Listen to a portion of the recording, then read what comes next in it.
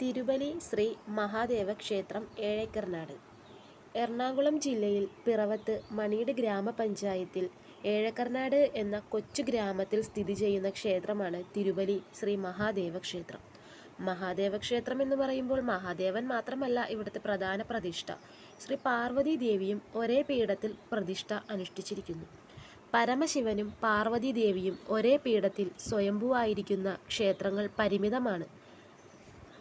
പ്രശസ്തമായ ക്ഷേത്രമല്ലെങ്കിലും ഇവിടുത്തെ മഹാദേവൻ ഇവിടുത്തെ ജനങ്ങൾക്ക് വരദാനിയും സർവ്വ ഐശ്വര്യങ്ങൾക്കും സൃഷ്ടാവായി, ദുഃഖങ്ങളിൽ കൂടെ നിൽക്കുന്ന പിതാമഹനായി, സന്തോഷത്തിൻ്റെയും സമാധാനത്തിൻ്റെയും ആണിക്കല്ലായി,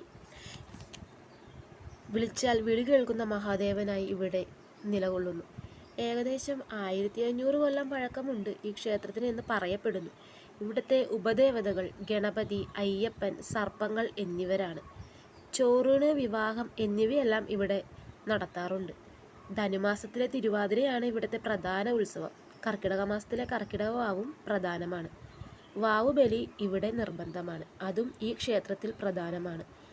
പിന്നെ മണ്ഡലോത്സവവും പ്രധാനമായി നടത്തിവരുന്നു.